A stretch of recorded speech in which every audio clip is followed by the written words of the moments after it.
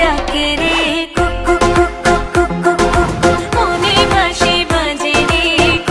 এই ঈদে মুক্তি পেয়েছে 5টি সিনেমা। যে সিনেমাটি নিয়ে সবচেয়ে হইচই হচ্ছে সেই ছবিটি হচ্ছে তুফান। কিন্তু বাশির ভাই জানতো না আমি একদিন ন্যাশনাল লেভেলে খেলবো।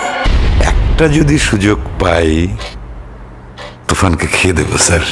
এই ছবিটি বাংলাদেশ ফিল্মে তুফানগিরি দেখাচ্ছে, তা হলে দর্শক দেখেই বোঝা যাচ্ছে। তুফান ছবিটি যে রেকর্ড সৃষ্টি করবে তার প্রমাণ প্রতিটি হলে দর্শক। তুফান ছবিটি দেখে প্রত্যেকটি দর্শক পজিটিভ রিভিউ দিচ্ছে। অনেকেই বলছেন বাংলাদেশি সিনেমা নয় এটি, মনে হলো তামিল তেলুগু মুভি দেখছি বাংলাদেশের প্রেক্ষাগৃহে। শাকিব খানের অভিনয় ছিল দুর্দান্ত। যারা শাকিব খানকে পছন্দ করেনি তারাই বলছে শাকিব খানের বড় ফ্রেন্ড হয়ে গেলাম। একটি সূত্রের মাধ্যমে আমরা জানতে পেরেছি তুফান ছবি মুক্তির আগেই 16 কোটি টাকা কালেকশন করে ফেলেছিল, আর ঈদের দিন 2 কোটি টাকার বেশি কালেকশন হয়েছে।